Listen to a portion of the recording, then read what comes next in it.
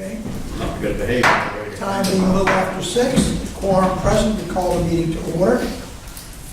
Public input. I see no one from the public, so we'll move right to Mr. Jock, Daniel Jock, who's here from the United Retirement Plan Consultants. All right, thank you, sir. Please come up. Give us our report on the pension. All right.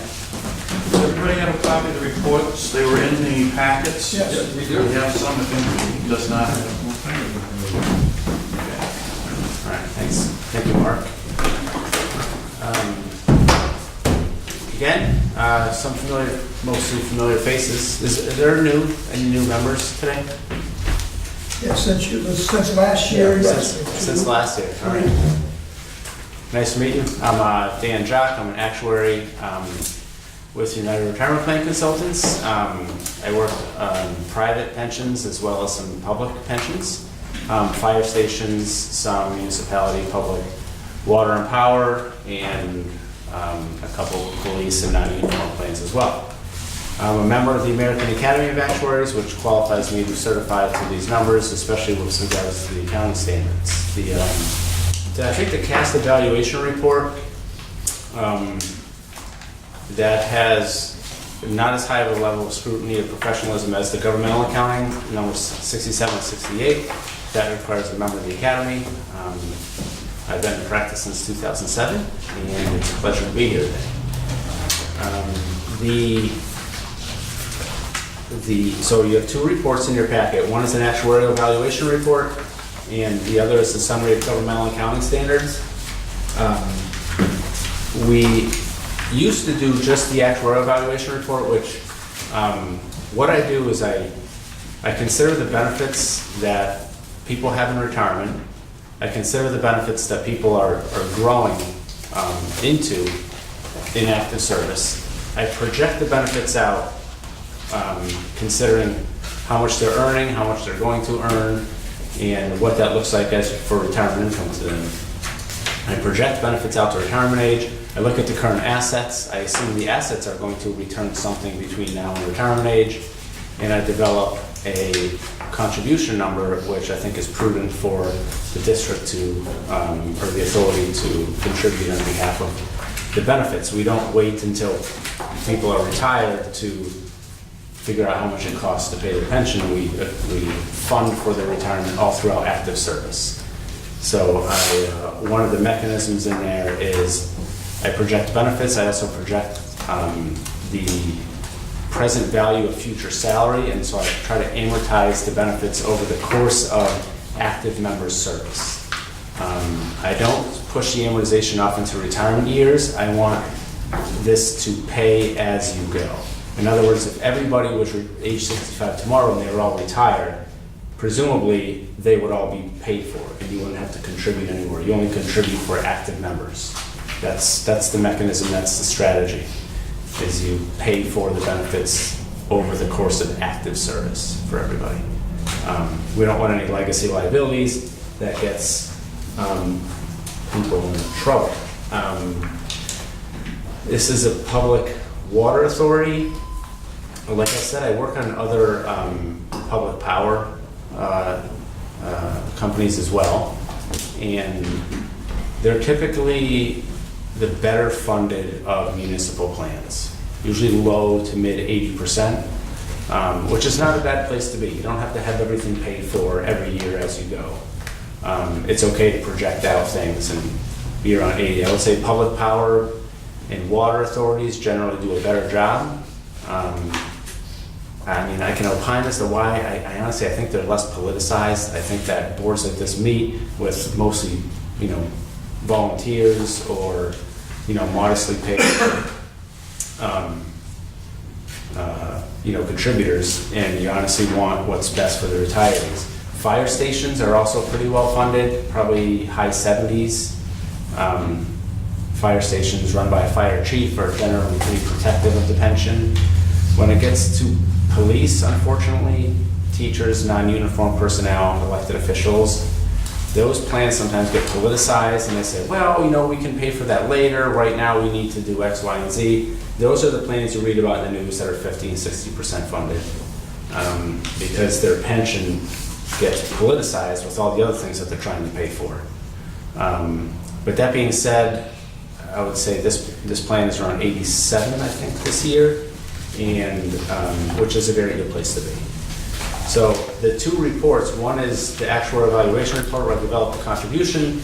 The other one is this Governmental Accounting Standard, which is required by GASB, Governmental Accounting Standards Board, and they prescribe a mechanism for expense. They prescribe a mechanism for unamortized gains and losses and how you need to account for it in your municipality's books so that the pension plan liabilities fit with the other liabilities of the municipality. Can I just interrupt you and ask a question? Yes, go ahead. Because there's a lot of information here, but to me, it obscures the big issue. What's the So I big just issue? want to make certain that my understanding is correct. On your page 4, Of which report? The Governmental Accounting Standard or the Actuarial Report? the governmental accounting standards. On Okay. page 4, it shows the net pension liability of Yes. $774,750. Yes. That's correct, right? By those standards. Yes. So, to a layman, and I come from the finance world, but to a layman, this to me really obscures the issue at hand, which is it's an unfunded potential liability. Is that correct? Yeah, it's underfunded. It's not. It's less than 100. Right. Why doesn't it say that? Well, in following pages, it does say. So actually, in the very next But a page, it says, reasonable person should not have to read 12 pages Yeah. of footnotes to come to the 800-pound gorilla in the room, in my opinion. right. So there's a term on that very same page, fiduciary net position. That just means assets. So they do. It's prescribed to us as a term that we have to use. Total pension liability, I feel like that's a pretty clear term. This is the liability of benefits. Well, it And doesn't then- say unfunded. And then the Is there a net, reason it doesn't? the net liability is a positive, so there's 774,000 of liability is still to be paid. So the plan is not 100% funded. And- Yeah, which is the 86.57%. Right, so that's on the following page, which of all the governmental accounting standards in here that are arcane and inscrutable, this is one of the better exhibits, I believe, the one that shows the funded percentages, because it shows over time. Well, before you get into how that, we- I want you to tie page 4 of the governmental accounting back to page 4 of your report Okay. and explain the differences. Because from a board member standpoint, I would like to know what is the difference between the way you calculate it and the governmental accounting standards. Okay. And what percentage are we underfunded? Which to me should be what this report makes it blatantly obvious to us if it doesn't. So these numbers, the benefit liability is the same. I use the same assumptions. The governmental accounting standard report I have to present a little bit different. But you're looking at page 4 of the actuarial report, which looks like this. It says determination of our actuarially determined contribution. And the assets there on line B are 4995, which are the assets that are on the governmental report as fiduciary net position, which basically just means assets. And the liability here is an accrued liability of 5.7 million. And then in the actuarial report, I show 6.2. That's a projected liability. So that's liabilities current and yet to be accrued. This considers future service as well. And the following page is how I kind of break that out. So in the following page where I do have that 5.7 million, that's the accrued liability, that's benefits accrued to date. And then there's a layer for effective future service, which is another 400-something thousand. So what's accrued to date, if the plan stopped right now, never I contributed understand what another you're dollar. telling me, but Yeah. what it is, and I'm not from your world, but there seems to be a discrepancy between the net unfunded pension, I've inserted the word unfunded of 7,745,750, Yeah. and what looks like an unfunded potential liability of $1,208,738. Or am I coming to the wrong conclusion? No, the difference between those two is future service credits. So the 1.2 includes. So one is as of today, and the other projects out to the lifespan or the Yes. service Right. span. So if you subtract that 433 from the Okay. 49, So the two 1.2. numbers agree, is that what you're saying? Yes, they do. Okay. There's, the difference in measurement is, I don't want to just accrue for the benefits that are accrued to date, but I want to assume everyone's going to stick around, and I want to fund for the benefits they're going to accrue. I don't have to fund it that way. I can use a unit credit method, which funds for just the benefits accrued to date, but that measurement can be volatile over the years. There's one mechanism I can use to just fund the benefits that accrue in a year for that year, but it's volatile. I feel that the projected benefit liability over projected service is a better way to smooth this thing out. As an actuary, that's my job, is to make sure this thing stays smooth and predictable. Depending upon the organization whose pension you're evaluating, if they are seriously underfunded, is there a particular formulation or approach that they prefer rather than if they are quite well funded? If this plan was poorly funded, then I would use a shortfall funding method. So I would have like a more advanced amortization on the accrued liability, and then I'd have a longer amortization on the projected liability. Here I just use one amortization schedule, which is future service. But if the plan was less than 70%, then I would have an advanced amortization on the accrued liability. So I'd want you to catch up on what's already accrued faster. So you would, the Yes. bottom line is you'd be calling for a greater contribution. Yes. Okay, Yeah. thank you. I wouldn't let the whole thing spread out over the future years. Correct. so in the actuarial, Actuarially, That works. I can't say that word. Actuarially. You know the report I'm referring to. On page 4, Yeah. on page 4, you take that $4.9 million number, you go to page 5 and you subtract out the effect of future service credits of $433,000, you end up at the 774 number. That's in the other report. Yes. Okay, I'm just Yeah. mentioning it. Yeah, these numbers should tie together. I mean, Right. I do two reports with a lot of the same numbers, but because this is the government Right. GASB report, I have to make it look a certain way.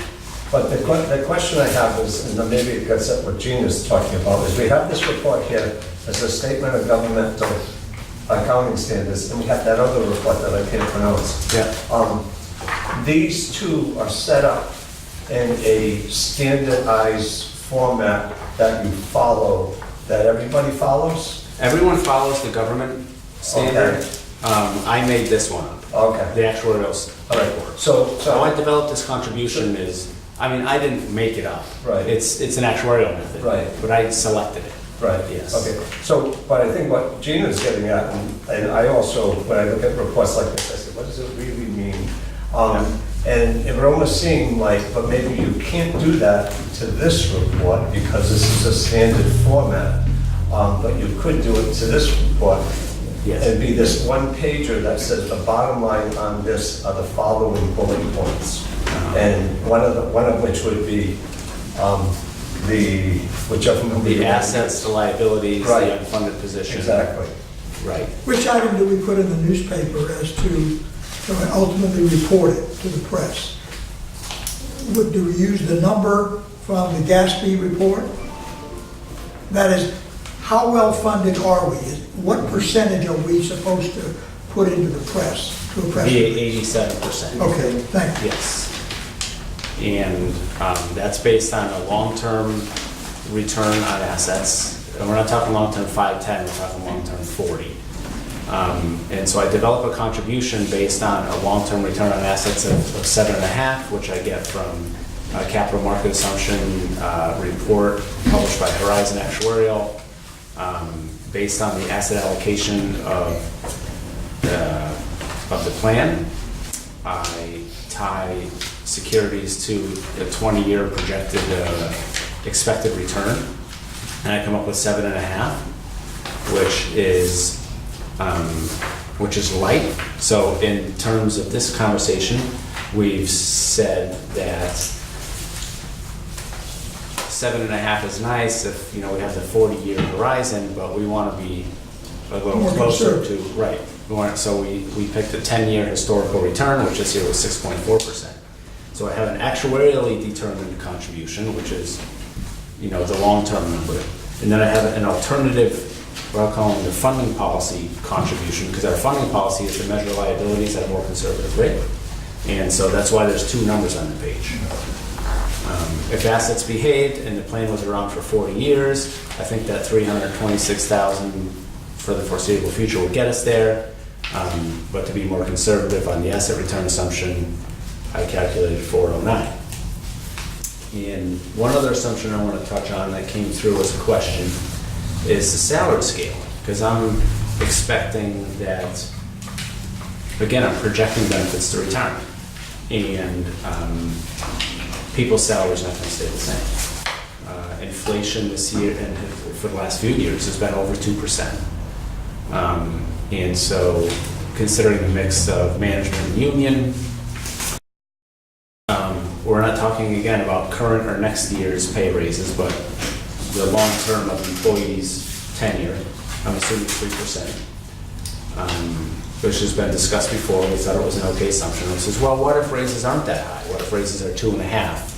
How would that change? Would that change the numbers? And yeah, that would change the numbers because my projected benefits are not as high. Because the benefit of the plan is a percentage of pay.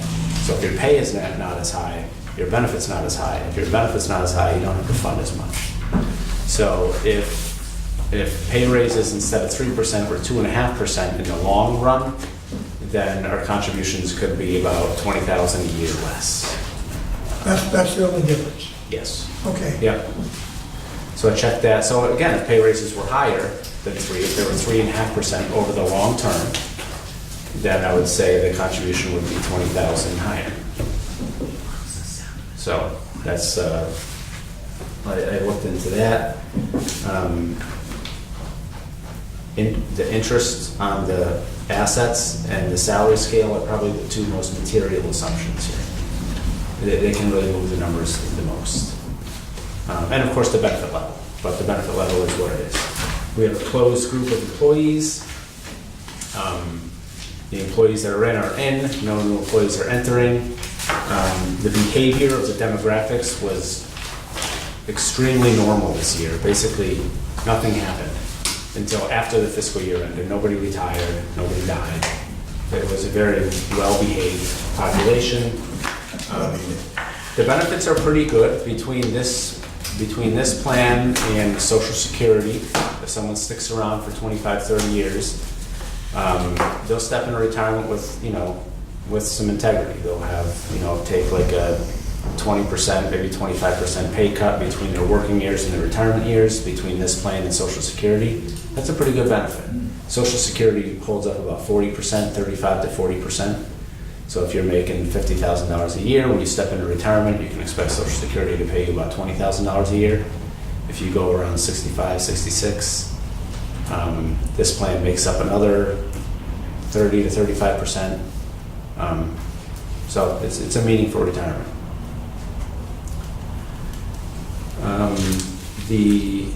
Something you brought up, it was something I was going to go to, is about the governmental accounting standard has like a lot of arcane terms in here, but some of the 10-year schedules are interesting in the end. So if you get back to page 7, like 5, 6, and 7, I know there's a lot of numbers there, but 7 is kind of the most ordinary looking page. It shows our history of asset returns. This is a required disclosure, but I think it's good information. Our history of assets are doing fairly well, which is reducing the burden of the sponsor to fund it. And then page 6 shows the contribution as a percentage of payroll. Very interesting here. So look at page 6, the contribution as a percentage of payroll. Going back a few years, 13, 17, 23, 31, 26. So this past year, 26% of pay. So for every dollar you paid in payroll, 25, you gave another 25% to the pension. You know, ask how many people out there in the private world are getting a 25% non-elective 401k contribution. You know? Zero. In the private world, these kinds of plans are very few and far between. Defined benefit plans I work on in the private world are generally driven so that the business owner can sock away a lot of money and give as little as possible to his employees. So this is a nice benefit for the guys that are working here. Men and women working here, they should appreciate it. The contribution to their pension as a percentage of payroll is over 20%. That's meaningful, that's powerful. And that doesn't include OPEB. This is just pension. Yeah. An annuity benefit, when you provide someone with lifetime income. You know, I'm using a conservative mortality table. People are living longer. I'm using, you know, the latest and greatest mortality that's out there for a blue collar projected mortality table. So his retirement income is, you know, it's expensive. It's a long way out. So. What else did I speak about?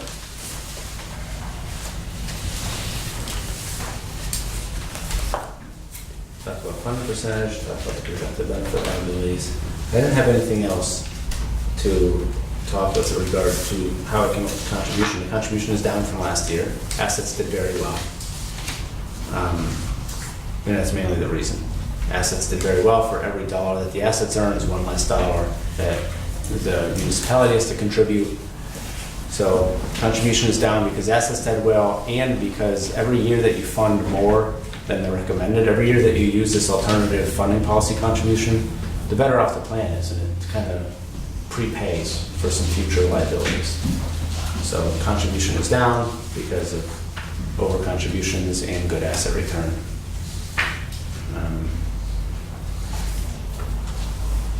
Gina, thanks for your question. Does anyone else have a question?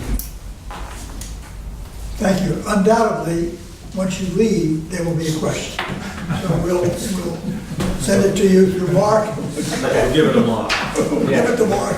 We'll get some answers. And, you know, Mark can answer Let me questions ask too. a He knows his question, way which around. is, to me, it would be logical for us to have a report that shows what our pension fund liabilities are and what our OPEB liabilities are in one report, as opposed to looking at them separately. Is that something you do for others? If I work on both plans, I will. And in the aggregate financials of the municipality, there's line items for everything. There should be a pension line, there should be a payroll line, there should be an OPEB line. And I don't have that report. It's public, I probably could have found it and brought it, but in the overall financials, so when I do the No, I GASB report, understand that, I'm just, then the auditors pick these numbers off and put them into an overall report. I guess that's where you would find it. Yeah, well, we had this discussion with the auditors, how to make a simple bullet point page. Unified. that said what's going on, that's all, so that people can understand it. Yeah. Those who aren't going to dig through pages and pages of details. But the OPEB plan and the pension plan will each have their own report. Yes. And then it's just, as a matter of financial statements, you add up, Understand that. yeah, you show the various line items. Yeah. Well, Daniel, thank you very much. We appreciate the input. We right. appreciate your education and your intelligence. We hope we're going to continue to keep going the right way. All right, yeah, happy to be here. It's a great plan. I think it adds a lot of value. So just make sure, you know, all the men and women out there know what they have and appreciate it. It's a great plan. Thanks, guys. Very much. Thank you. thanks. Before we go further, I mentioned just before the meeting started that this past week I received a telephone call from Frank Sylvia informing me that as of the 20th of this month, he had sent a letter to the chairman of the Bristol Town Council resigning his position on the Water Authority as a member of the board effective that date. Frank and I have had some trouble catching each other to have conversations. Finally, we caught up with each other today. He was appointed, I asked Sid to look it up, he was appointed in 1991. You should check the records. So, coming this, in February, when the appointments are due. And so coming up this March 1, it would be almost 28 years. And he's well through the 27th year of being on the board. He wanted to express thanks to the board members, to the staff, for his position, to serve with you. He appreciated it all, and sorry that he had the health issues that kept him away from some of this, but apparently some of these things are still hanging on, and he feels he can't come. I asked him if he would be able to come to a meeting for a few minutes next month. He shied away from that, perhaps partly because of health issues, partly because he doesn't feel it's necessary to do something, but I'm hoping that we can maybe have some point on our agenda next month where we can recognize him officially with a resolution, certainly some way to let someone with that degree of service go out in style.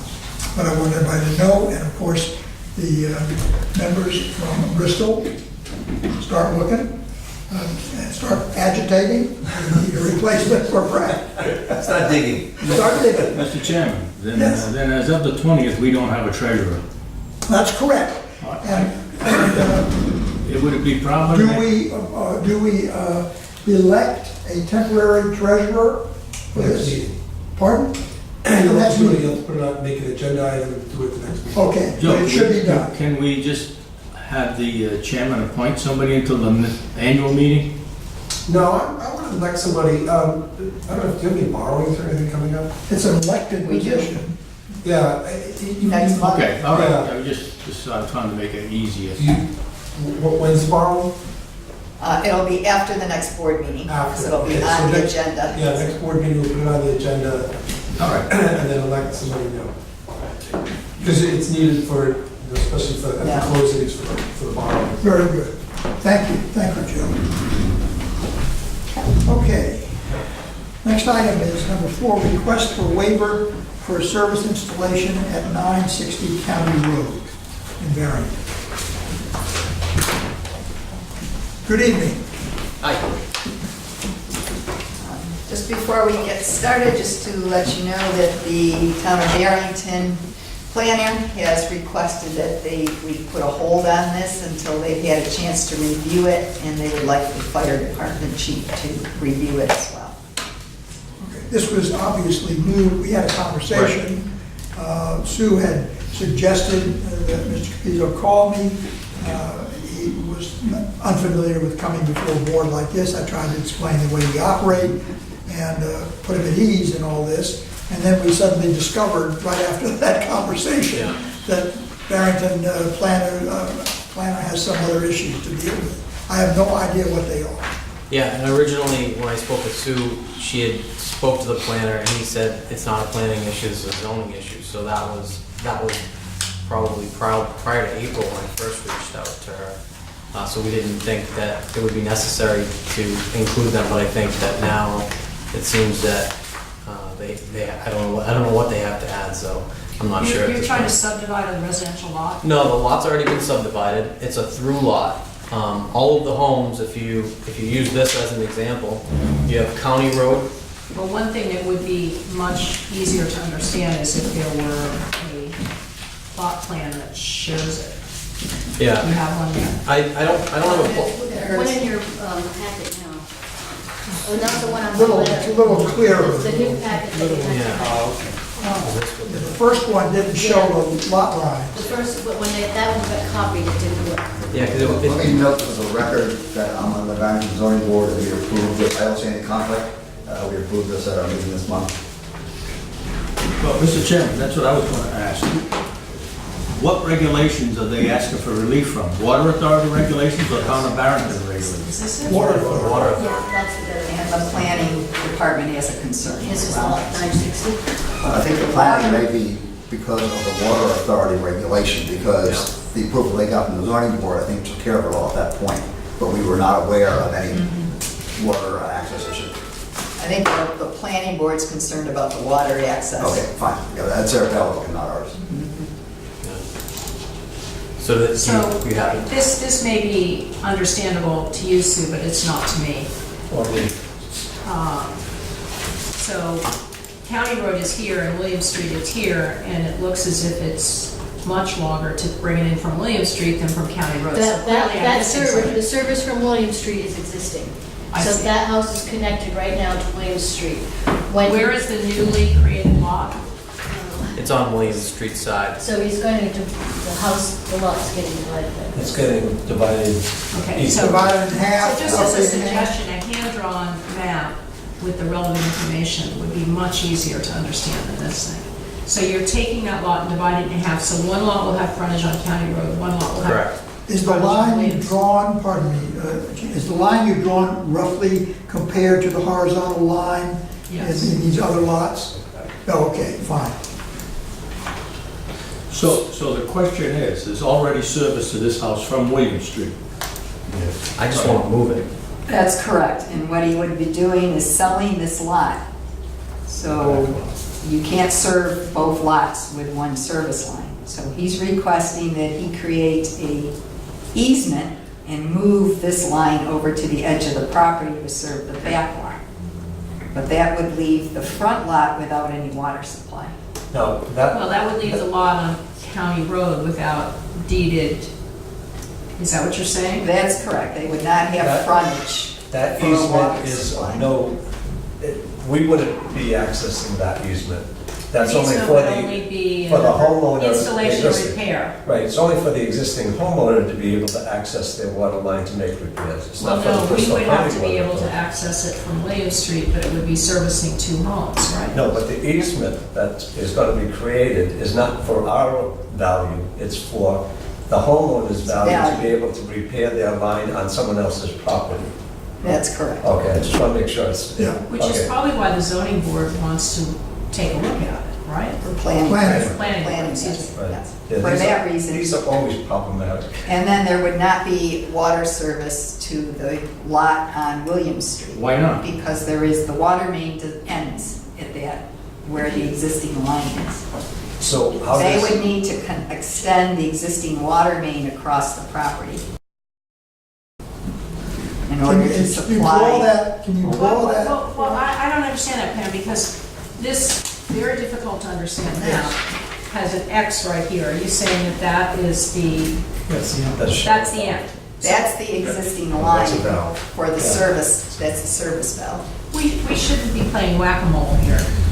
Oh, This is the water main that comes up the street Yeah. and ends right there. Yeah. The service goes into the existing house. I got it. This is the piece here where there is no water main, so when this lot is cut off. Well, help me understand, because Yeah. I'm blonde, so you need different. So am I, so am I, it's going gray, but I'm blind. If the water line comes in here, Yeah. why wouldn't you take, you could, it seems to me, take two water services from here. One would go to this lot and one would go to that lot. So why do you have to extend So it that the way? regulation states that we don't allow easements for service pipes. I understand. But they're asking for relief from the regulation. That's what they're asking. That's what he's here for. That's what he's So here for. I have a Isn't it our right to Sue, give it's a relief? Yes, different right. question If we- that I'm if we- asking. Decide to. The question I'm asking is, why would you need to extend it over here to bring it in? Why can't you take two services from Well, here? my question is, how are they going to get the connection? Are they going to do what you just suggested, or are they going to take it from the shut-off valve, a shared shut-off valve? If I could, one of the problems we have in the system is, and I would go back to the point where it was a for-profit company who wants more customers without putting the capital in the ground. Right. So we have in spots, old system where there's service line spaghetti running through yards. There's one in Barrington where we start on one street, go through two sets of yards, come out and service a house across another street that has no water main.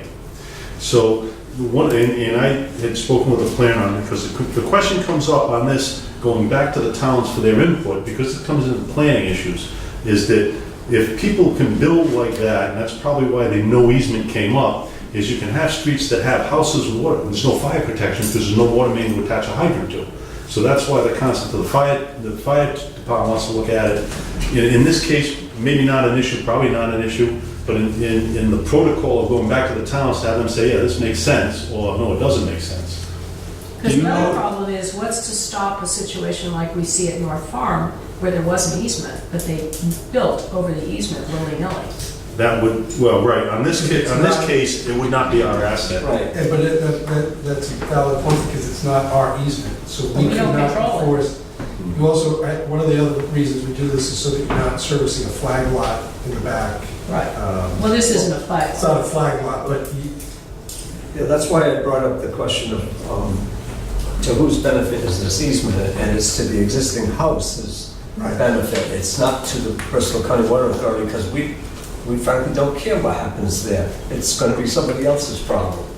But isn't What it, we- Well, what we isn't it say. our business to We do provide if water it's where not reasonable? properly taken care of. We end up inheriting. Well, yeah, but It's on private we would property. be providing water. I think what you're asking for is relief because you don't want to pay the price to bring the water in from County Road, The right? water on County Road is across a rotary and a state road. It's about a football field and a half away. I'd be better off getting buckets and carrying it back to my house. Well, let me ask you another question. Is the lot the minimum width, or is there enough width on the lot that you could have a deeded piece of access for the water line that wasn't an easement? You'd have to cut up your. I mean, a flag lot. No, I think I understand what you're talking No, about. I'm talking about, see where this line is? Yeah, Say that line is 3 feet wide. right. And it's a deeded Yeah. piece of land that carries the water service. as That's a opposed to flag an lot. easement. no, because you have frontage on that, on the You county. have the necessary frontage, and you have, independent of that frontage, say 3 feet that was a deeded water line, as opposed to an easement. 20 foot usually. I think And I don't know if 3 you feet have would enough frontage to 3 do feet that. would be pretty tight, because you gotta Frontage put relief from Pick a the number. zoning board of but you gotta have a appeals. backhoe get in. Yeah, right. If you end up having to have a problem, then you're gonna need a lot more room. Do you know, Ken, is there a fire hydrant on Williams? I don't, there's one down at the other end, This- but again, and I don't know. There is if one at I- the corner. Excuse me? There should be one at the corner of Williams. And just to iterate this as well, is that every single lot on William Street, they get their water from, so the houses on County Road, all the houses next to me, they all get their water from Williams as well. So they're all pre-existing easements that are all coming from there now. So there's no line that goes in front of all that space in front Yeah, I of can see on lot 1010, 1010 right gets next to the me. water. They go right through the back. They have a through lot as well, but the other houses don't even have through lots. They go through another person's property, and that's where the water access is, back on William Street. I'm in the situation where it's like a comedy, where I look at it and the water line stops in the middle of my property and then doesn't start up again, until his property on 1010 is where it starts up again. So there's this gap for no inexplicable reason, and there's no water in the front either.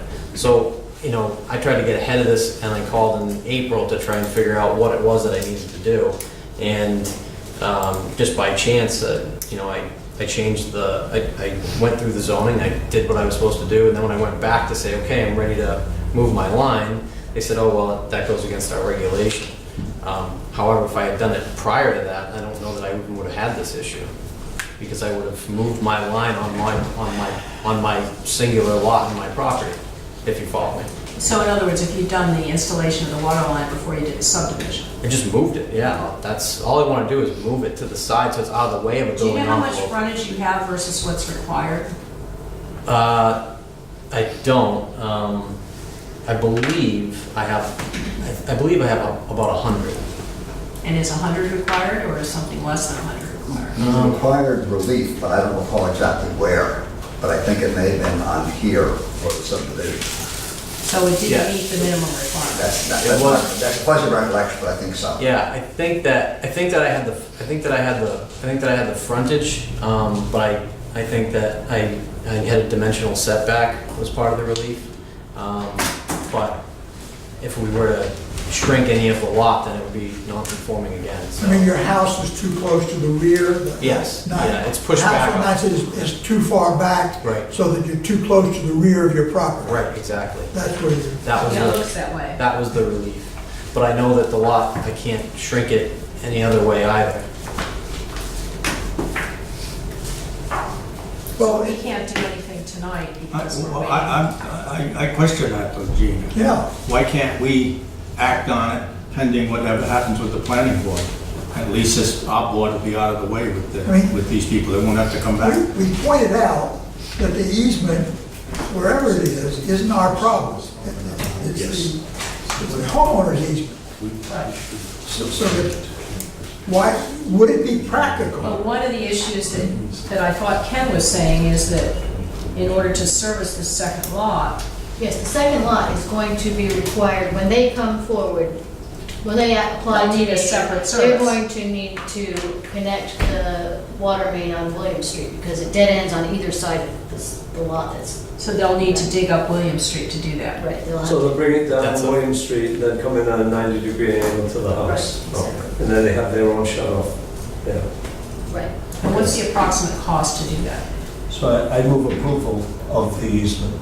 Well, can I just get Sue's answer to the question? So water main extensions are not done through us, the homeowners have to hire their own contractor. I would assume, I assume $100, so maybe $12,000 for that on William Street. It would be more expensive in County Road just for Oh, yeah. police Are protection. you talking about extending the whole line on William Street? But there's 120 feet that's missing of the water Well, main. why, he's asking for relief from that.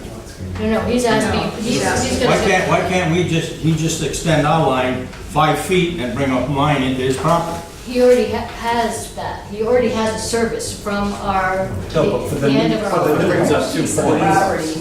For the new house, because our requirement also is, and this is a regulation that we do try to enforce, is that you have to extend the water main halfway across your lot. and come to- Yeah. It has to go in from the front. So in 1940s or 50s, when that lot got its connection, we didn't enforce that. but- Excuse me, but does not the BCWA requirements say that the water line has to come in halfway to the frontage of the home? Is that correct? Yes, that's what Sue just So said. I'm we saying would I have could to- enforce that on the lot that comes forward now to ask for a service. It wasn't enforced many years ago when this house. Mr. Chairman, I'd like to asked make a for motion. service. Okay, make your motion.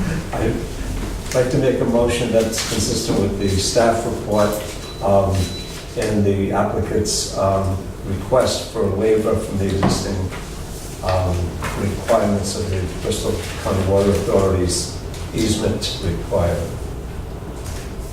That doesn't explain very much, I guess. Is he gonna put in 50-foot of line? In William That comes Street? later. Yeah, That's that's a different. separate. That's coming That's later. allowing him That's in what the we're- house Continue to to walk. have- All right, Allowing just him to allowing do- him, we're giving him a I waiver think what from you're that. doing, I think your motion, if I could Yeah, go add ahead. to it, is Hasn't permitting been the seconded. homeowner to continue to get his water supply from the existing water line, Right. number one, and number two, that the new lot would have to have a separate water line installed on William Street. No. That we're allowing an easement to be put on another property to serve an existing property. No, We're not involved in the easement. The regulation is that we don't allow easements for service. That's for lines. us to service. Yeah, No, that's, No, that's no, for, that's for a home on service. homeowner's side. So my motion is saying we're going to allow an easement to be placed on this property to continue to service an existing home. But you're silent about the new lot. I don't need to know about the new lot because that's going to come under another application. Right, right. Joe, give us some insight. let me see if I have this straight. I just want to move the whole thing. Yeah. Oh, is there a second to the motion, by the way? Second. Okay, so we got a motion on the floor. You can't say whether or not he can grant an easement, he owns the property. So we're not involved in any easement, we're not getting an easement. What I think he's looking to do, correct me if I'm wrong, he wants to move his service to that house that I'm gonna call in the back. The new house. It's not a new house, Yeah, It's an existing. existing. it's an existing house. Yeah. existing. He's gonna move that service, Yeah. okay? And that service is gonna be in an easement Through the new lot. through the new For lot. the new lot. Right. So all we're saying is you're allowing him Yeah, no, I know. to move the service Going in an easement. into an easement. Right. Okay, now, What will happen after that, Well, let's have one meeting here. Hey, guys, Ken, one meeting. Because of what you're talking about, everybody wants to know. We'll get to that. what happens after he moves the service is the lots get subdivided. Now there's a new lot. That new lot has no water service. So when that lot gets sold, those people are gonna have to know that they have no water service. They're then gonna have to come back to this board, and the board's gonna tell them whatever they tell them. No, they would just make an application to the. That's what I mean, they make an application, when I say the board, I should say, but they're gonna make an application to you. You might say, connect the two pipes on Williams, and then bring in, but you're not, right now, what happens in the future is not, it's part of this motion. I agree. All you're acting on is whether you're allowing him to move his service into an easement. Did I sum that up? Yes. Oh, we have one But more I also state, caveat. yeah, If that's allowed, we're gonna require a meter pit at the property line of the street. Okay. So that should be part of I the would just motion. suggest also that this is new territory, that the person buying the lot or that existing house, the easement should be defined in size, because you can't have somebody come through and put a 2-foot easement with a water service in it, because then you don't have right of passage for a dump truck and a backhoe.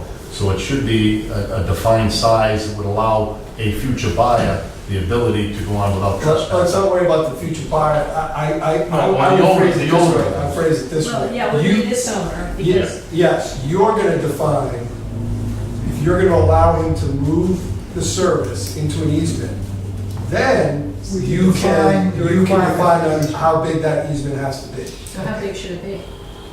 Is that what your motion is, Lon? We'll get back, I think we'll get back to Needs to be it. a We'll 20 fix foot. I think we'll fix it, but is that, am I some? Sounds right to me, Yes. sounds right to me. That's what the relief is they're looking for. The Okay. typical easement is 20 feet. With a situation, this is flat ground, I presume, no trees there, No, there shouldn't be. it's flat, is 15 feet sufficient? I'm Right, it asking, depends, you have a backhoe, you have a dump truck width of about 12 feet, 14 feet, so the truck has to be able to run it out, particularly the backhoe will dig the trench, dump the materials. 15 to 20 feet's ideal, 15 feet could be workable, depending on where the service is located within the easement. You know what I'm saying?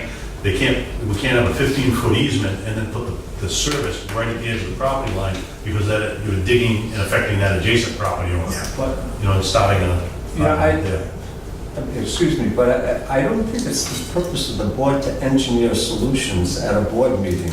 And to me, we're trying to grapple with granting relief from a simple regulation.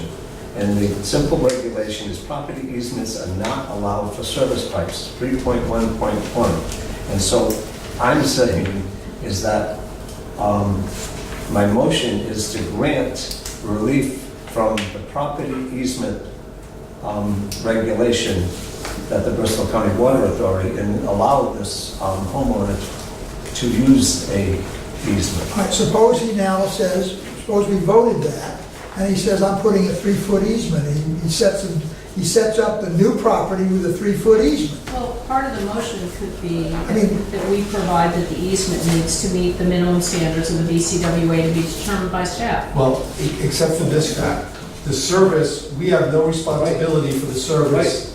That's not we're never going in to dig up that service.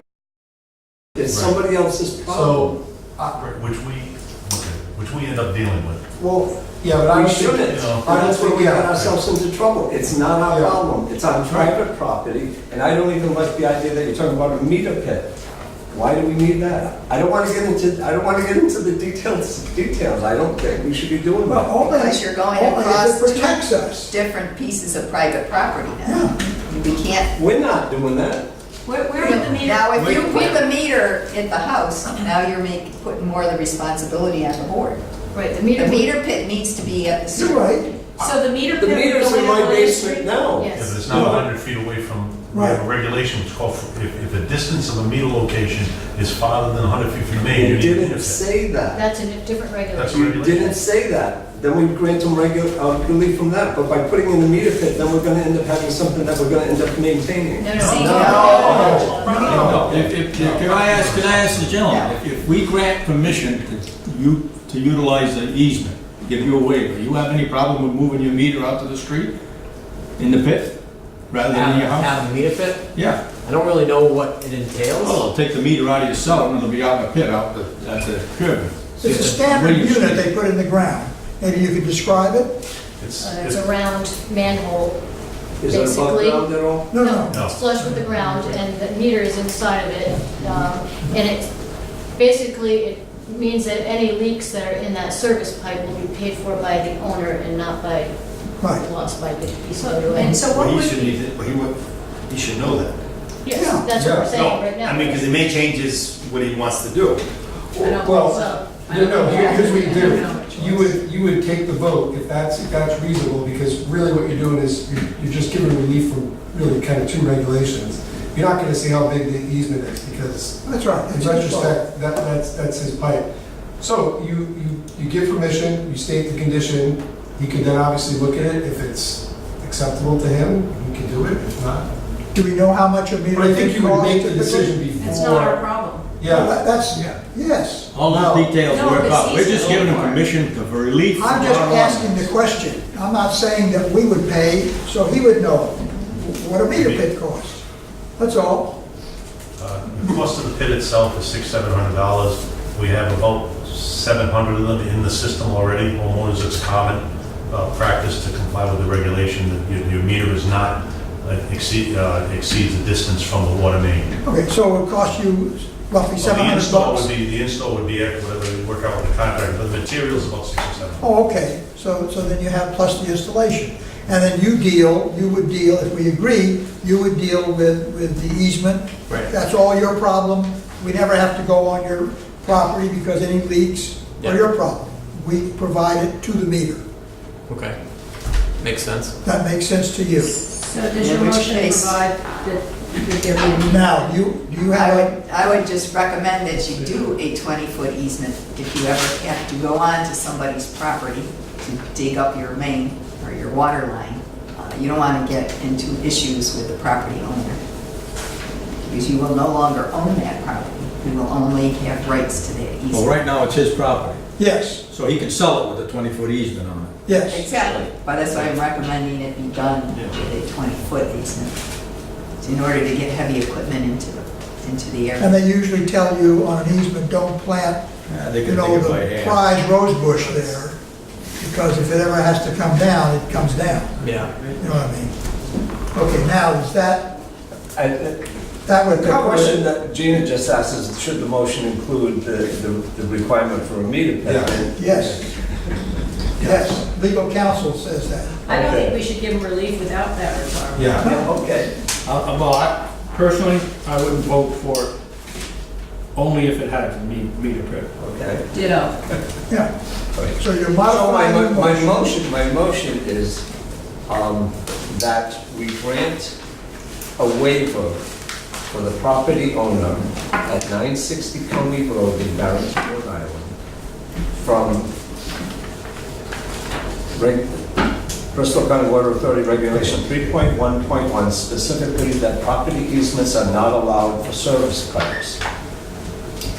With the proviso, With the proviso that a meter pit be installed at the, William Street side. on the William Street side. I'll second it. Makes sense? You understand it? Yeah, I think so. The board understands it? Any further discussion? Yeah, question. Go. Pam, I thought you said at the beginning, the town of Barrington asked that this be put on hold. Yes, they You did. know, my concern is that we're approving something that may not ever happen. Well, but we've got it on it our way. So- Well, no, they may be back if the town requires something different. That's why I don't know what it is that the hang up is. Well, let the town put something different on it, we'll hear what they The get. planning department was concerned about the water connections and the fire flow. Can we put subject to the approval by the planning board and town of Barrington? Friendly amendment. That way, just add that. Yep. So that when they don't approve it, it's Subject my to motion Barrington's to approval. approve it. Yep. You don't have to come back here. Yeah, you'll have to come back in. That makes sense? Makes sense. So what we got now, a modified motion, which we don't have to vote on the amendments, you modified it as you made it. It includes Barrington approval, subject to their approval. We're ready to vote? All those in favor, please say aye. Aye. Those opposed, nay. The ayes have it. Stop digging. That was easy. You just shovel. Yeah, but you don't have to have I'm not in this way. That was easy. Thank you. It's all over the line. Have a good evening. Good thing Frank's not there, I need more room here. Goes over here. Floor goes after two.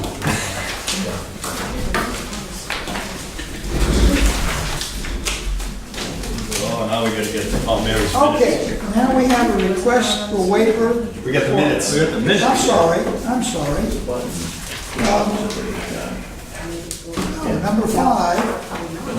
Number five is request for waiver for meter Oh, that was moved transmitter. around, okay. Then comes the minutes. Wait, not on mine. Yeah, There's another, The new one, there's an amended agenda.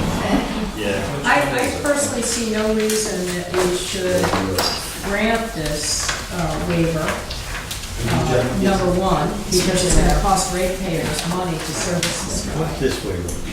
He's provided no documentation, so that the only thing here that appears to be reasonable is the installation of meter pit near the front property line.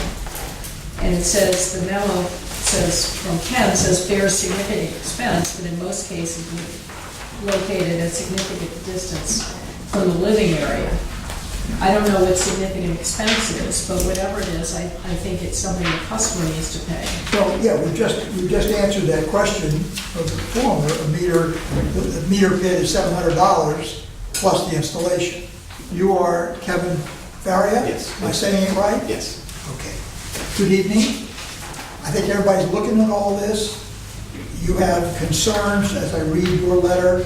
It appears that you have extra sensitive concerns about yourself from catching any problems with cancer or what have you, or other conditions from any rays that are emitted from this unit. All the information that we have says it's absolutely minuscule, if at all. Does that dissuade you, or you still want to pursue this? I still would like to pursue it. And by the way, thank you for adding this last minute to the agenda. Appreciate that. Well, it wasn't last minute, it made the deadline, so it's okay. I guess what we need to figure out, that I had made a note, and that was to ask, what is the cost of the meter pit? That would move it to the edge of your property, and so whether, I wanted to find out what the cost was, so we know that from the prior person, $700 for the meter pit plus installation. If that was the I mean, case, this is not a guarantee, it No, is no. what it if is. that was the case, is that far enough away from where you are in the house, would that still bother you, or would you agree to that? I'm not quite sure. I mean, Okay. this is all new to me too. Okay, So okay. I would have to, I guess, do some research and figure out if that is a significant distance away. How far is your house? Where would the reader be in an ordinary installation? It would be on the basement Outside wall. of it, it would be the outside. Radio unit on the outside wall. On the outside wall. So Yes. the outside wall of your house is X feet away from the road. The meter pit would be at the edge of the road. So whether that's 20 feet or 40 feet or 100 Well, feet, you don't know. There's usually a 10-foot right-of-way, the town owns 10 feet on, usually, On either each 8 or side of 10 the road. feet on each side of the road. Because that's town trees go in there, sidewalk, whatever else. So how far is your wall, outside wall, from where the meter pit would go? I would say about 20, 30 feet. 23? 20 to 30 20 to feet. 30. Maybe. And the issue with It's these, at the corner. any admissions that are, come from these do decrease exponentially Yeah. with the distance. So just being, even with cell phones, they're recommending, even with high-end users and high frequency emission cell phones to at least just hold them a couple feet away to be safe. Put on speakerphone. Right. Just How use- far, Or wear wired headphones. Or how wear far is your wired. house from the adjacent houses on the two sides, approximately? I would say about 50 feet on each side. I mean, it's hard, but then again, I'm not sure. thinking that they're gonna have the transmitters there. Yes. So that may be about as close. On each side, there's also one. Right, right. That's one of the dilemmas on this, is that the frequency is so low, and as Pam says, it drops exponentially, but the neighbors have them also. Right. And it's- So he could be concerned with the neighbors next door, the meter on the outside of their house. You can't do anything about that. So you could still be subjected to your concerns due to neighbors on both sides, even if you did put your meter in a pit out near the road somewhere. So, They currently, the meter the gentleman has currently in the basement has the radio in the house in the basement. yeah. So it'd be moving outside and project outside the house, so there's a plus right there. But the alternative of putting in a meter pit down at the front property line would take it that much farther away. But still, he's gonna have concerns with neighbors, I mean, if that's a concern. But you can't do anything about that. Well, it is an odd concern, but Right. Well, You that's have to not be what we're aware here of to that. address, I Right. don't think. Right. I'm sorry for No, that's okay. not understanding, but the upgrade is to install those meter pits? No, no. no, we're not doing that. We're installing the reader on the wall Outside of your I house. see. You asked for relief, and we've said that a meter pit, which moves it from the exterior wall of your house out to where the street is for us the only viable alternative. Yeah, because to do otherwise, we have to have a reader, we have to have a different kind of a unit, has to be installed, we have to have someone come and read it. In other words, it makes a big burden for our costs in order to read your meter. Right now, quarterly, we're gonna go to monthly reading. So we would have to send someone to use special mechanisms. It would be very expensive for us to do that. We could end up charging you. One of the members said, you know, what does National Grid do? They make charges for this, but we understand their charges hardly cover their costs at all. A monthly cost too. Right, But right. they're under their costs. Yeah, we're way under the costs. And so we're not inclined to do that. And their cost is what, $27 a month extra that it costs? 27 setup fee and $13 a month, Okay, for electric that is, and 75 for gas and 13 a month. Yeah. That's National Grid. Do you know what the cost would be if there was something like that? But that's- Well, we're not suggesting, we're not agreeing to that. What we're saying is that we'll agree to a meter pit. Because the problem with what he just described is that it costs us X dollars for a meter reader this year. It might cost us 2X for a meter reader 5 years from now. plus the fact that the new meters that we put in are going to give our system analysis. We can find out if there's a leak. There's a lot of things that the new meters will give us in terms of managing our system and helping our customers. This would all be negated if we have to have some manual system to come and take care of you. Okay, so we're reluctant, this is why we're changing the meters for the new technology. So the only thing that it appears we're willing to do is to say, fine, we're gonna upgrade the meter, but we'll put it out near the street. So that's the best we can do. That would cost you $700 plus installation, which you would have to pay. After that, But Alan, that cost is an approximate cost. Yes, that's right. This is not That's a right. set price. well, And he said 600 to 700, that's what Ken said, plus installation, and he didn't put a price on He'd that. have to get his own, he'd have to take care of that himself. Yes, Yes. well, and we would inspect it. I mean, there's a procedure Correct. for putting in a meter pit. As someone said, we have several hundred of these, 600, 700. okay, in our system. So it can be done. It's not something that's that unusual, but that can be done. But that's an alternative we can offer you. So my guess is you have to decide, is it worth that much money, considering how close you are to where it's going to be on your neighbors' homes anyway? You want to chance it, go with the system that we put in, which doesn't cost you anything in the process, and then later on, if you change your mind, you come back and you put a meter pit in.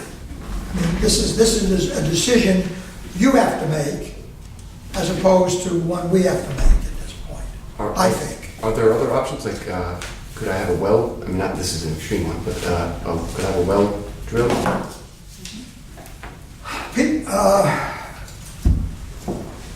don't think we can answer that. Yeah, I can't answer that. Wells, I think that Why not? The health department had proposed a regulation, hadn't passed yet, but if public water was available within You had 500 to- feet, had to you want you use- to hook in, they don't want, the issue of wells in that type of area leaves you open to contamination. You know, your water quality, you really don't have a watershed protection area to take care of it. So I think that would probably be a little more risky to attempt that. what's the street you live on? St. Anna, Bristol, What size is your lot?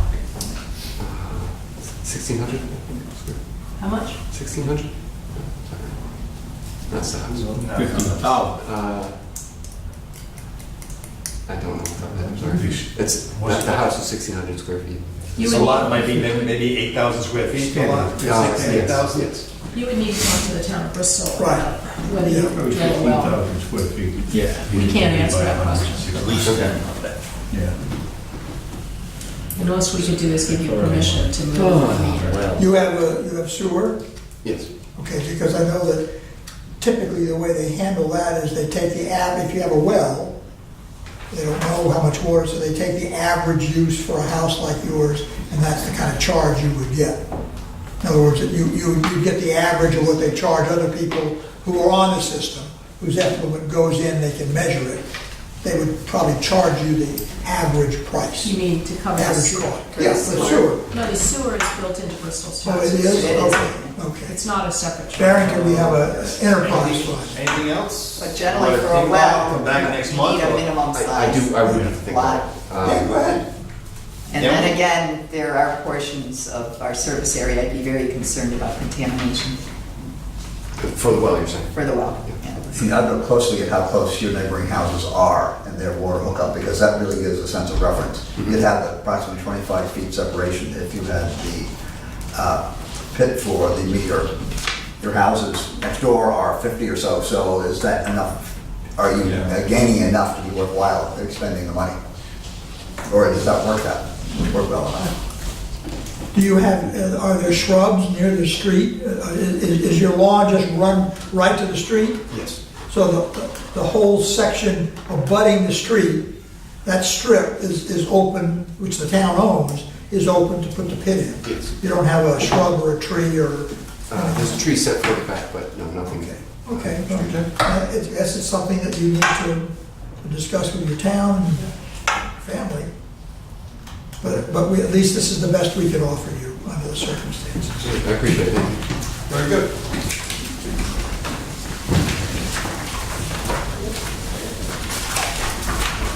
All right, now we're into minutes. You're the secretary.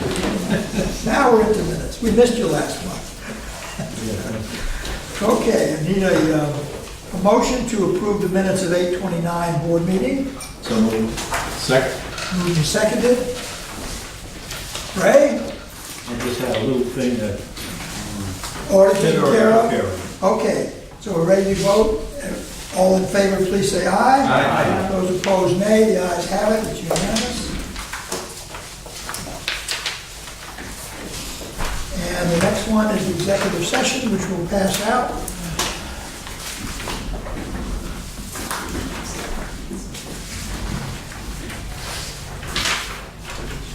Yes, one back for Dan. I'm sorry. Okay. Once you've read it, turn it back.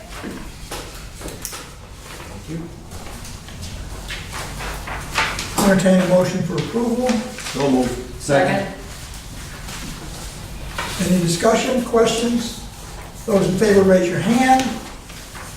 It's unanimous. Thank you. Return them all.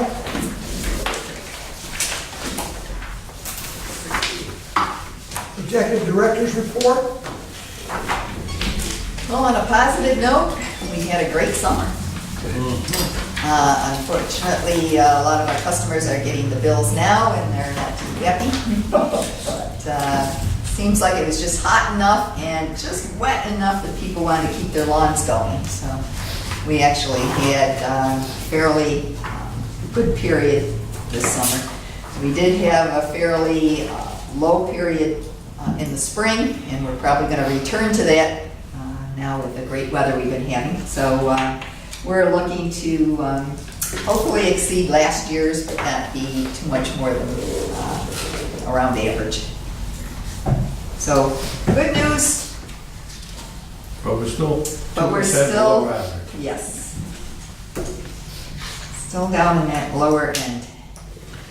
Now, we're still, I noticed in the Pawtucket pipeline, we can't go, I thought we were all set to be able to move, we have to wait till we get a new mayor.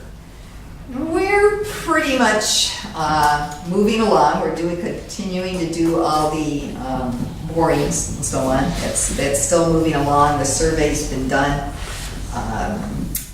We want to have more discussions with them on the particulars, but there's more reluctance on that part, on East Providence part, until the new mayor is selected and the politics settle down, Is hopefully. this, I know we've got the regular route that we gotta go, is this really determined when we get closer to their tank, that part of the connection, That rather too. than changing the Well, whole route? No, working out a lot of the details. Okay. So let me ask you a question about that, because when I look at our website, the most recent information that we have about where this project stands is the PowerPoint presentation of May 23rd, 2017. Yes, we need to update it. I think we need to update that. Yeah, the problem with all websites, is somebody's gotta look at it almost every day. You know. Pull something Well, off that's certainly out of once a date. month, No, more than once a month, really. because I've had people ask me, where does this stand? And I think we need to affirmatively, whether it's a PowerPoint or whether it's a, two-page press release or what have you, where does it stand? What remains to be done? What are the obstacles?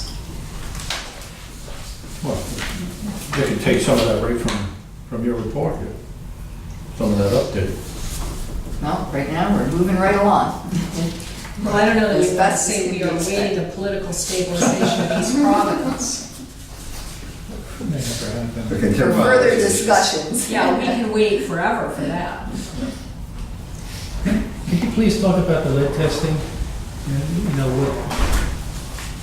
Does this read that something isn't the way it should be, or?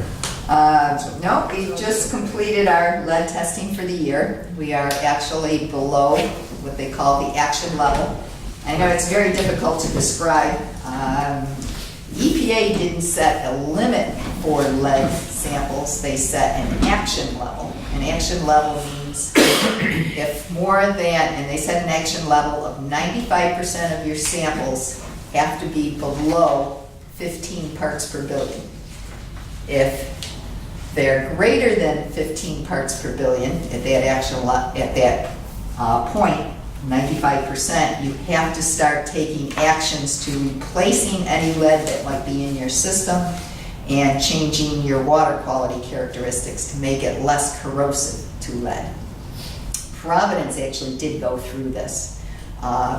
Their action levels hit up into the upper teens and low 20s for a period of time, and they started replacing their lead service lines, and they actually did institute some different types of corrosion control in the system.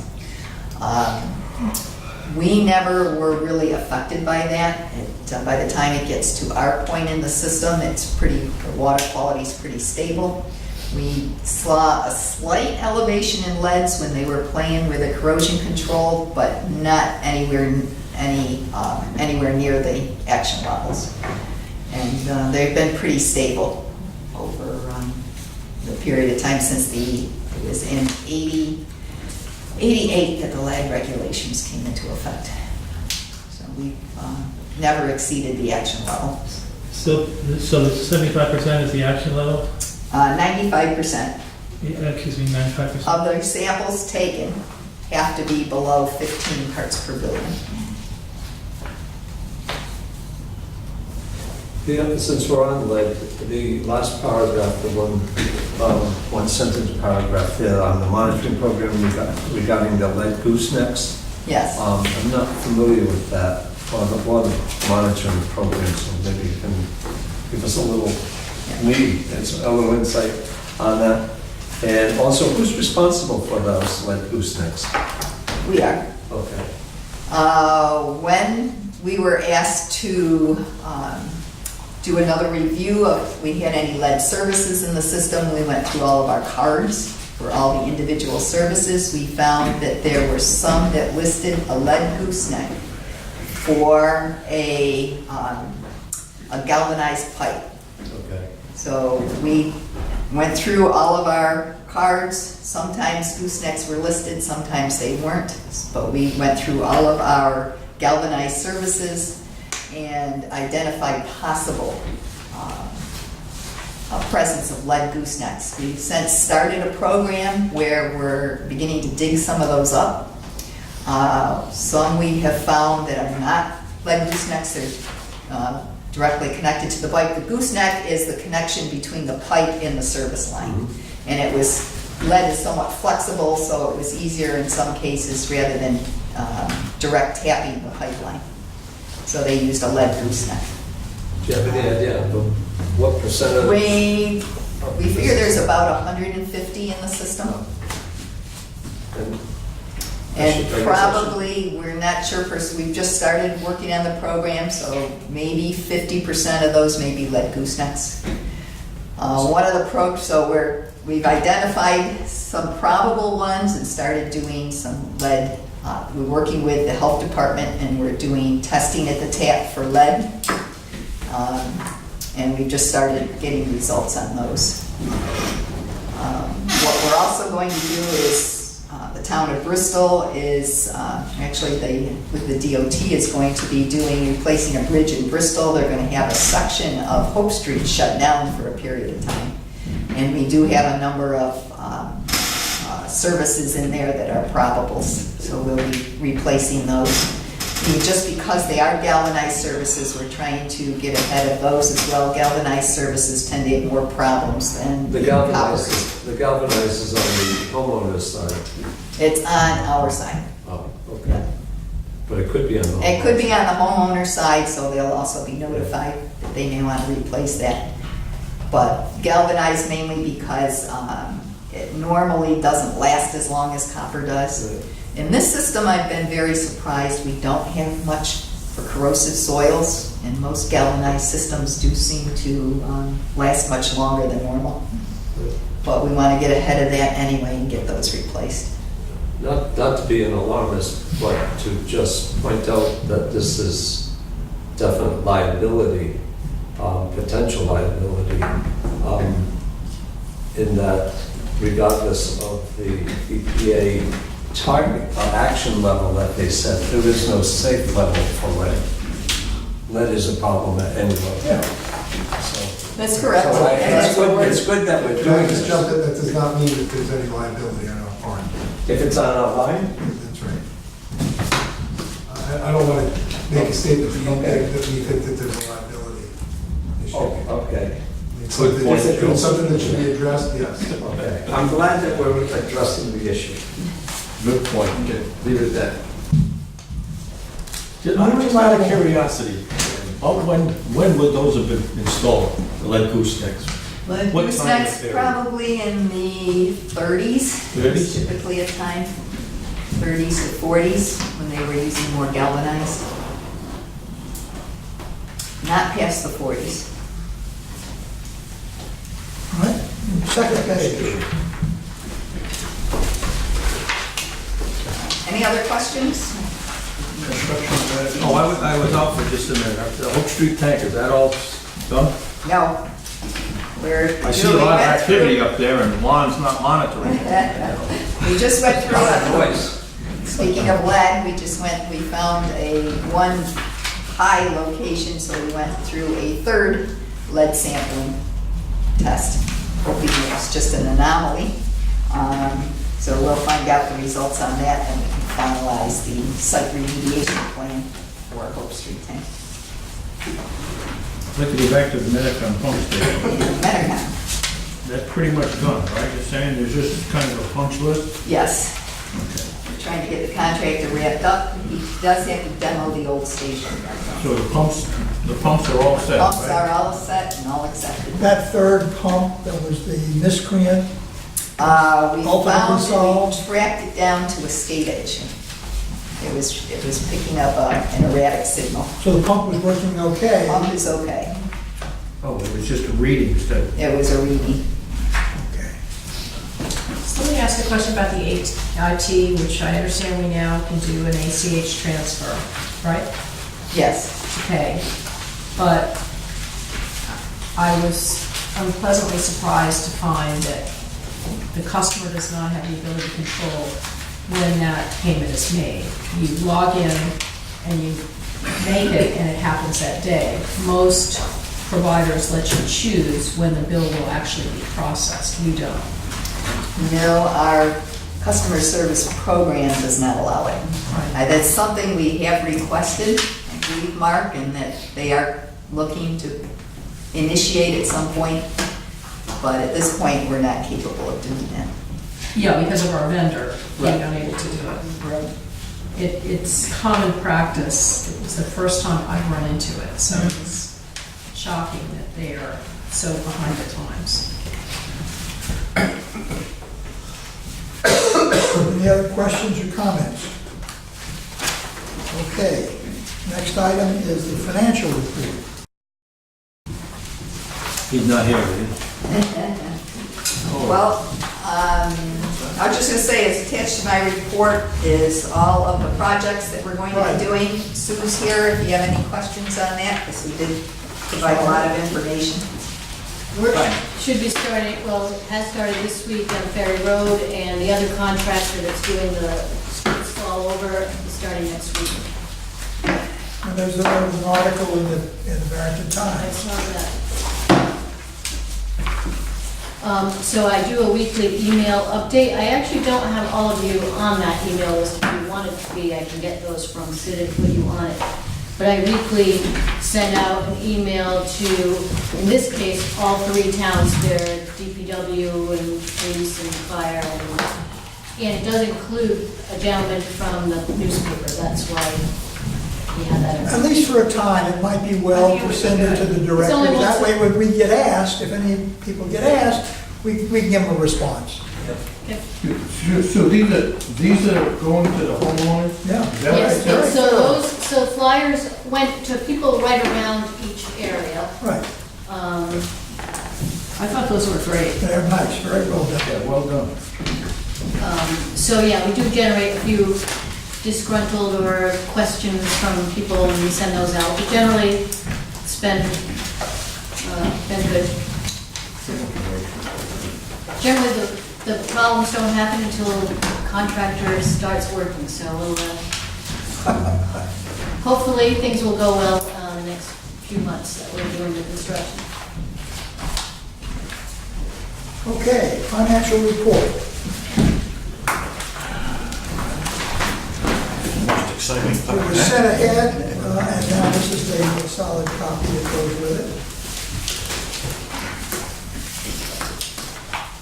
Okay, got a few things.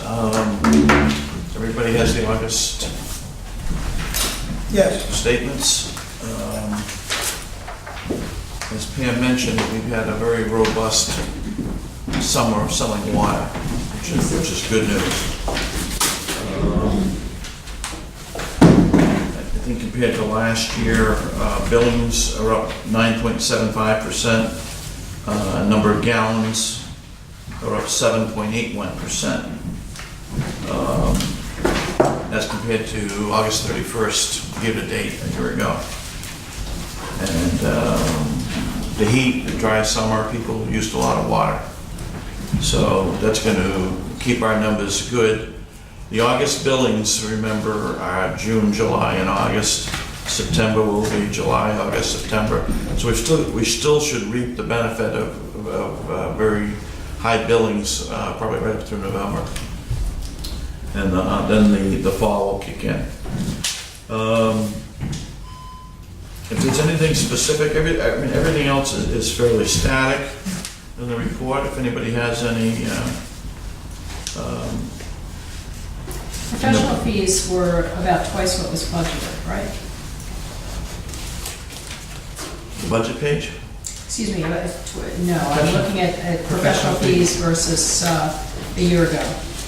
Yeah, Is that professional- because of the profession- number of additional No, projects? No, professional fees, I would, because of legal is way above what we had thought because of North Farm. And then salaries and wages for billing. Right, I'll tell you the reason for that is we had notice of a retirement, we had overlapping, billing is basically 6 people, and we had 3 or 4 months where we had a trainee in, that was not in the original budget for that, and it was the same in operations. We brought a couple of people in before the people retired, so they could train them, so. But when we did the budget a year ago, we didn't know, we didn't put in for that overlap, as we didn't know that people were gonna retire. And what happened is, there's 3 levels in customer service for billing and accounting, and one of the top people retired, so then we had to train, and they all bumped up. So they all moved up, applied for the positions. Actually, I want to mention that our customer service staff has been attending college courses because we are requiring a certificate, especially for the higher level positions in accounting. And I just want to congratulate our people that have been doing that. And Sharon that did obtain the Right. certificate. We knew this was gonna, 3 years ago, we knew there was gonna be a point when she would go in, Rosemary would retire. So we encouraged them to start taking, the general billing people, taking some courses at CCRI. Working, general accounting, that type of thing, statistics, and, some things that would be helpful. Because they do need a certain level of knowledge that they can understand what they're doing. Right. I was just going to say, the training period was a little extended because we had to train for 3 positions as Right. well. And one had So to they're- train until the next one came in. Right, the billing person was training for the accounting, the customer service person was training for billing, and then we had a new billing, customer service person, so it was 3 people learning to replace one person. Any other questions? Comments? Not on that. You're told. Go ahead. One point I'd like to bring up is the board had indicated previously they'd like us to move the budget process up a little quicker. Yes. And just to give you a little update on that we had a meeting today, our first meeting with the managers. Usually we start the budget after 8 months and use that as a guide. We're only at 6 months. So we're gonna do the best we can to try to get that budget in place by November timeframe rather than January. So before people either go on vacation or that we can get people in. The problem with that is I'm not gonna have a lot of my numbers from health insurance, our general insurance, commercial liability. I don't get those till actually sometime in January. Health insurance we get in December. So what I thought I would do, there are certain things in the budget that are fairly, that I can calculate fairly well. Level of staff, what their rates are gonna be, we get the union credit. So a lot of that should be fairly, fairly accurate. Insurance, I thought what we do is I'm trying to get a feel from we don't know where it's gonna go. Health insurance may stay fairly low, but change the increased co-payments, and that's what they're doing now. Having the medicines cost more money, increasing co-payments to keep them. That's what they do. They've been doing the past few years, increasing the co-payments or add co-payments to things that didn't have co-payments before. But they say the rates don't go up much, but they do. But not knowing what direction that's going to go, I thought I would put kind of a placeholder in there of what I think, and then that would give us something to approve, like not to exceed, and then if I get something in January where I can lower it, so we could approve some type of budget subject to final numbers on insurance. Well, is there a way, either by using a different typeface, a bold, or a different Yeah, color? no, I you would- can highlight those items which Right. are likely to change, Right. as opposed to the ones which you have we have great that. confidence in. You know, most of the, some of those can throw it off a lot, depending on what. I'm hoping workers' comp, we've had a very good record with workers' comp, that could come down another But level. your record, Mark, has been very good. Yeah. I mean, you have been able to predict very close to the way Right. these things come out. Again, we got to look at, like, just this year, we did very well with the summer. I mean, next year could be cold and rainy out. So we always, I think we need to make some conservative assumptions, and if we better them, right, that's great. we kind of make, like, if you want to call it a worst-case scenario for expenses and revenue. Right, And then we're always better to come in exactly, with a conservative approach to that. exactly. So the managers out there, they're looking at each of their departments, we're looking at line by line numbers. So during October, you know, the financials will keep going, and I'm gonna start building my models. So probably early November, mid-November, we should have a good draft. So rather than end of December, January, say before Thanksgiving, we should have something fairly of substance. I know we've had this discussion a number of times in the past about changing our fiscal year. And always it was turned out, no, not to be practical. If we changed our fiscal year to match that of our towns, would that enable us, would that benefit in the long run our ability to more accurately? No, I mean, it's just, we've historically used this time frame. The towns really have nothing to do with. No, I with our understand, end. okay. You know, we have several things. We have some things that are based on calendar year. We have some things based on fiscal year. And this is going to be fiscal year 2020, believe it or not. And I made a comment about 2020. I won't say it tonight. Right on, you know. We also have pension year, which Dan Jock just talked about, which is July 1st. Right. So there's within different parameters, there's different 12 months are looked at differently.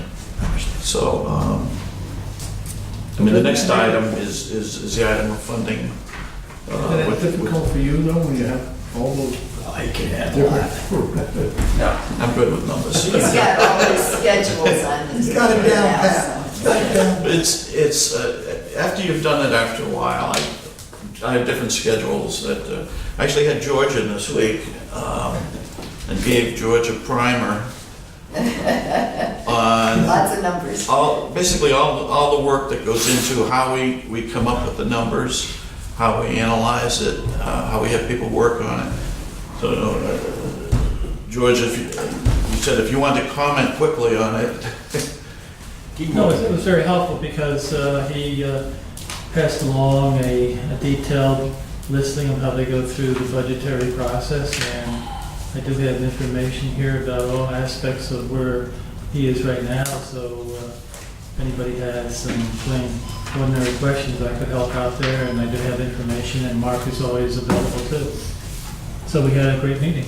Okay, so George has a good idea how it goes. So when we get to, I assume we'll pass this by the finance committee first blush before we go to the board or however we're going to do it. But so we've taken that step to start that a little early. So we should be in good shape. Okay. Any other questions? Thank you. All right. I'm here for the next item. So. Funding for the pension plan. Okay. Do we have to vote on this? No, I'm going to ask the board if they want to bless it or not. But, basically the board voted a few years ago that we would fund the pension plan based on the prior 10-year Right. average. of the- 6.5%. Right, and if you noticed in Dan's report, he calculated the discount rate at 7.5%. 6.4 was our last 10-year average, so which would equate the funding to $409,000. Right. So again, to the time frame, if you look at that memo I did, we budgeted in the fiscal year $450. So when February 28th ends, those 12 months, I'll have $450 put in there. So which means March, April, May, and June, I'll lower that down a bit, so those 12 months will come out to 409. So, I'm not sure you have to vote on it. Yeah, because we vote on it You when it's voted the on budget. how to do it, Right. and that's what I'm following. So that's what that memo. Very good. Any questions, any comments? Right now, we're gonna continue the way we have decided to do it, based on the 10-year average. And the 409 is about 60 or 70,000 less than it was last year, so Okay, we're going in a good direction. Okay? very good, thank you. Thank you. All right. Number 9, Ken. It's for information only, or some explanation goes with this? Yes. This is the funding that you've been getting and plan to get. We had a question on it, so I thought it'd be a good opportunity to provide some additional information as to how this whole program works. Why we like it, why we don't like it. It does, in some cases, provide us some savings, and we try to take advantage of that whenever we can. There are certain projects that are approved. Water main projects are one, and pump station projects, which we have tried to use the funds for. If the interest rate's low, it's not always worth it. The discount is 25% off the interest rate, but there is a lot of caveats that go along with approvals from the Department of Health that have to meet the EPA specifications for how the money is handled. There's a lot more paperwork, it's much more time consuming. There's more effort on the part of the contractor. He has a lot more rules and regulations to follow. So, and we have to, as you know, we have to advertise that it's a project that's going to use infrastructure bank funds, and he has to meet a number of the state requirements for MBE, WBE payments, payrolls, documentation. So I'm sure that costs them a little bit more, which I'm sure we're also paying for. So we're pretty judicious on how we use the funds. We want to make sure it's to our benefit. We had some excellent rates from TD Bank, in the last few years, so we've gone in that direction for some of our projects as well. And we'll be judging this in the future as we move forward. The one major benefit, which would be for the pipeline projects, especially for the Pawtucket pipeline, is the fact that they hold the funds until we use them, and they do not charge interest on it until we actually use the funds. And for a project that's going to be a multi-year project, Beneficial. It's much more beneficial. So that's why we are planning on, I had applied for a $12 million loan for next year, just to give them a heads up, we'd be looking for that amount of money. Projects aren't specifically defined yet, but we're looking in that range. And as I get more information, of course, I'll provide that to the board. Meanwhile, we have one for $3.5 million that we were going to be doing this summer.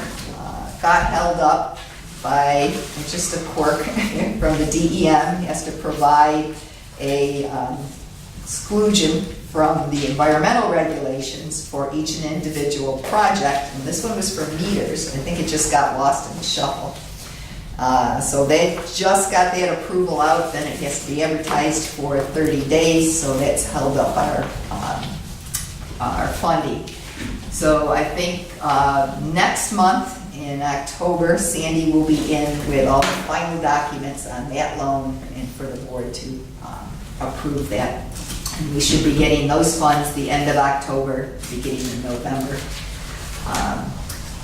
Consecutive at the same time, we've had delays on all three of the projects that we're funding, so it has not caused us a hardship.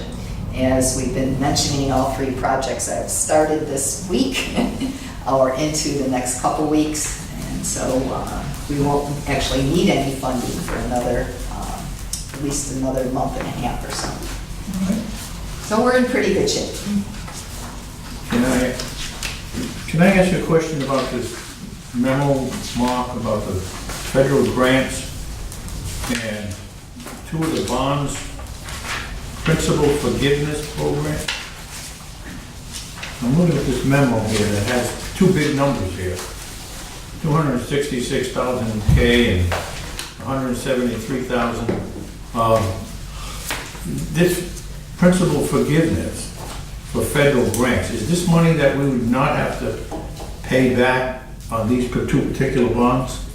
Is that what that's saying? When the bond was produced, the 266 is over 20 years. Okay, so it connotates out to principal's higher in the end of the loan, interest is higher in the beginning. So as I put, it starts out, our credit is about 11,000 per year early, and towards the end of the loan, 17,000 a year. Total over the 20 years is 266. So this is the total amount that we would not Total amount over the 20 years. repay. Right, so they're not giving us $266,000. No, it's just money we wouldn't have to pay out. Right. Is that correct? Pay back, Right. I should say. We did not have to pay that back. That's Okay. correct. It's- By the way, it's Mark, is one of that- them at least was a refinance. Is that Maple Avenue, So it not reduced Maple the Street? interest rate. This is, Yeah, maybe, yeah. in Maybe- Barrington, that's Maple Avenue. Maple, whatever. Okay, okay. When I wrote it, I just Maple. Understand. Maple, Because yeah. the other thing that Clean Water does is they don't do individual bonds, they do a large bond once a year. So they include wastewater, they include water, and all, projects all over the state. And then they'll go out for one large bond to try and get the best interest rates they can. Understand. And in some cases, they've been able to refinance those bonds, and then everybody proportionally shares in that savings. Is that what that's from? So- Yes. Refinancing? So that bond, if the state, I wonder, with the state law that's on the books now, that says state contributes 50% of regional water projects. Its current caveat says if it's funds are available. Right. So they could make funds available by going through that agency who would put out a big bond, or would this be yet another bond referendum to fund that? No, this is federal money. Okay. So the state is a totally different subject. Gotcha. All right, any other questions about this? Okay, now we want to spend some money. Task order. Park Corporation Land Use Restriction Survey. For information, you're just taking care of this, letting us know about it, right? Yes. Ken, I know we're doing a lot of work, so will this ever end? Every month, there's an additional engineering fee. No, not as long as we're doing work. $3,000, $4,000, $5,000. Yep. Like you said, And the It's more almost work as- you do, it's like doing a house. You start renovating a house, you find something else wrong. Think of it Okay, as like it never the road ends. pavers. Through the annuity of Never the ends. state roads, or the annuity for the road pavers. it's like painting the Golden Gate Bridge. I understand, but it just, No, that's what I'm saying, getting prepared for the next tank site may have the same problem.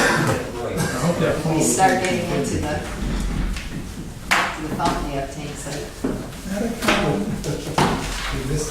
Okay, where are we now? Number 12. oh, don't look at it.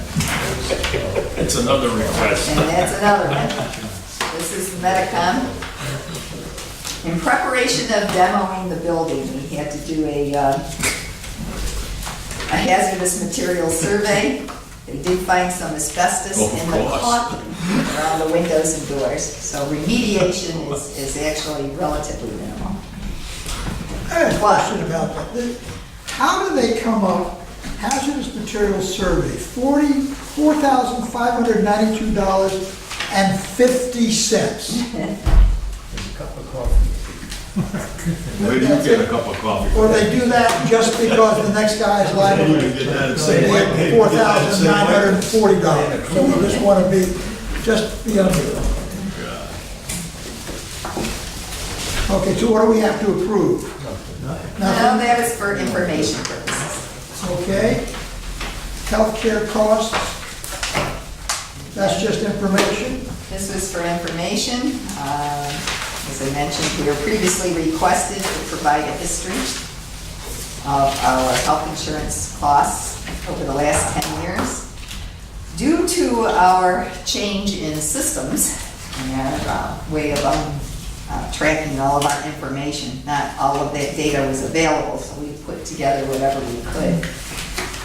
And what could be provided from that information. So it's in line with what this Kaiser Foundation has found over. And I looked this up, right, just to compare, but also they had data that went back into the 1999, because I didn't have a full 10 years worth of data for our programs. So I wanted to just go back and see how that worked out, even going back further.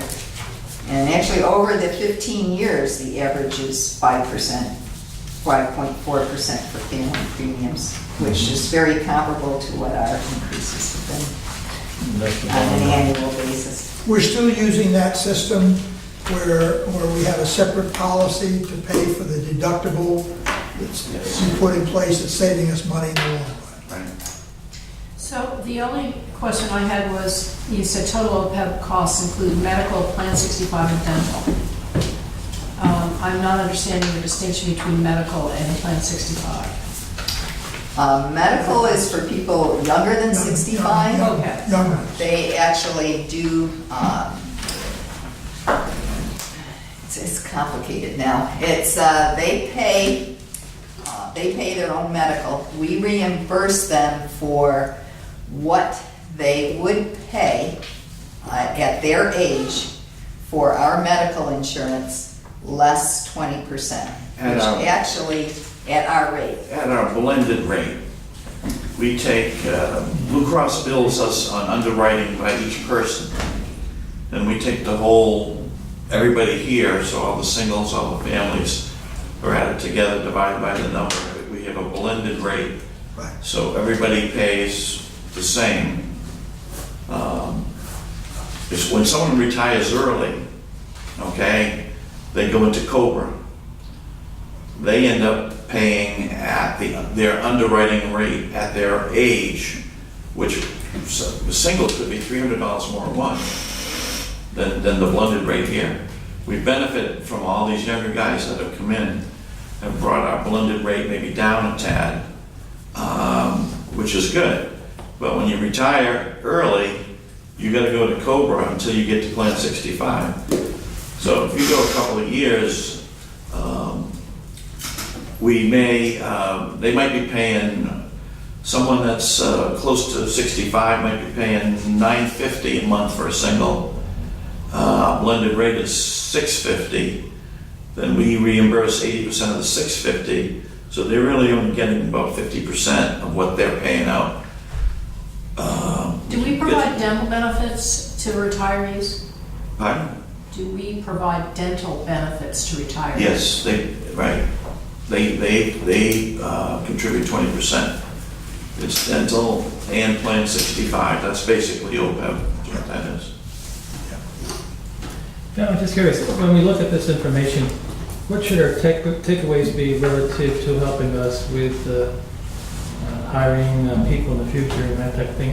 Is there anything here that would help us think through what our policy should be relative to bringing in good people in the future and retaining the people here? Get their genome. Well, we're saying for the future, last meetings, I had recommended that perhaps we keep on Plan 65 for the new hires. And as you can see, Plan 65 has been relatively inexpensive over a period of time. The average has only increased about 1.7%. And maybe just hold that for the next, even if it was just the next 3 years, just to attract management personnel that are going to be retiring.